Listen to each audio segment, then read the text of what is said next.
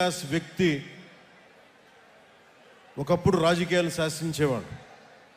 అలాంటి middle class వ్యక్తులు, మేధావులు రకరకాల విధంగా విడిపోయారు. సమస్య వచ్చినప్పుడు ప్రతి ఒక్కళ్ళు వాళ్ళదైన పర్స్పెక్టివ్ తోటి, వాళ్ళదైన దృక్పథంతో ఉండే పరిస్థితుల్లో నాకు అనిపించింది, సగటు మనిషి మాట్లాడే కోపం ఎలా ఉంటుంది, ఆవేదన ఎలా ఉంటుంది, వీటి నుంచి పుట్టింది జనసేన. సరిగ్గా వచ్చే సంవత్సరం 26 మార్చి 14కి ఒక పుష్కర కాలం అవుతుందంటే 12 సంవత్సరాలు. ఈ దశాబ్ద కాలం నిజంగా చెప్పాలి నాకు తెలియలే. నా పిల్లలు పెద్దోళ్ళు అయిపోయారు. ఒకప్పుడు నేను వాళ్ళని ఎత్తుకునే స్థాయిలో ఉండే వాళ్ళు ఇప్పుడు నన్ను వాళ్ళు ఎత్తుకునే స్థాయిలో హైట్లు అయిపోయారు అందరూ. అంటే ఇవన్నీ నాకు తెలియకుండా, అంటే నాకు ఎంతసేపు బాధ్యతల్ని మోయటంలో నా కుటుంబాన్ని కూడా మర్చిపోయాను. కుటుంబాన్ని కూడా చెప్పాలంటే ఒకలాగా విస్మరించాను. సినిమాలో దృష్టి సారించలేకపోయాను.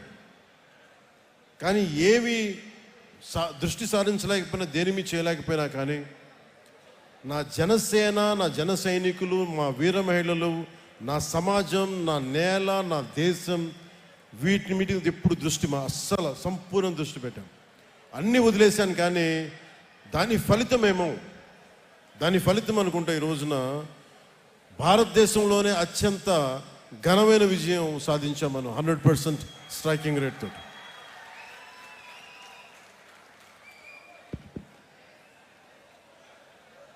ఈరోజు 150 మందితోటి మొదలుపెట్టే మన ప్రయాణం.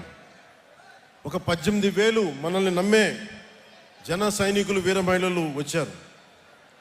అదే ఈ రోజున 12 లక్షల మంది క్రియాశీలక సభ్యులు శక్తిగా మారింది. ఈ రోజున వేదిక పైన 21 మంది ఎమ్మెల్యేలు, 2 ఎంపీలు, 2 ఎమ్మెల్సీలు, మనకి చైర్మన్స్, నాయకులు, ఇంతమంది బలంతో వచ్చాం. కాకపోతే 12 సంవత్సరాల దశాబ్దం పైన పట్టింది. అంటే దీనికి ఎవరు కారణం? దీనికి అంటే